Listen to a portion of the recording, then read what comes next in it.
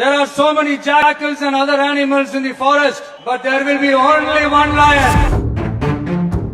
ভারতের দক্ষিণে রাজনীতির চেনা সমীকরণ ওলটপালট করে তামিলনাড়ু বিধানসভা নির্বাচনে বড় চমক দেখালেন অভিনেতা থালাপতি বিজয়।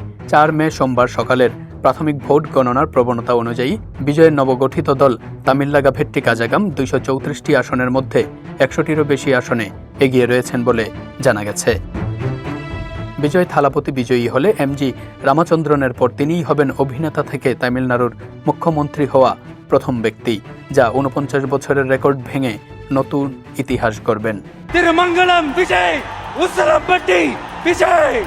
তামিলনাড়ুর রাজনীতি দীর্ঘকাল ধরে ডিএমকে ও এআইএডিএমকে এই দুই দলের দখলে ছিল, তবে বিজয়ের অংশগ্রহণ সেই পুরনো সমীকরণ বদলে দিয়ে রাজ্যের 234টি আসনের মধ্যে অনেকগুলোতেই বিজয়ের দল শক্ত প্রতিদ্বন্দ্বিতা গড়ে তুলতে সক্ষম হয়েছে। বর্তমান প্রবণতা অনুযায়ী নিরঙ্কুশ সংখ্যাগরিষ্ঠতা না পেলেও প্রায় 110 আসন পেলে সরকার গঠনের কেন্দ্রবিন্দুতে থাকবেন বিজয়।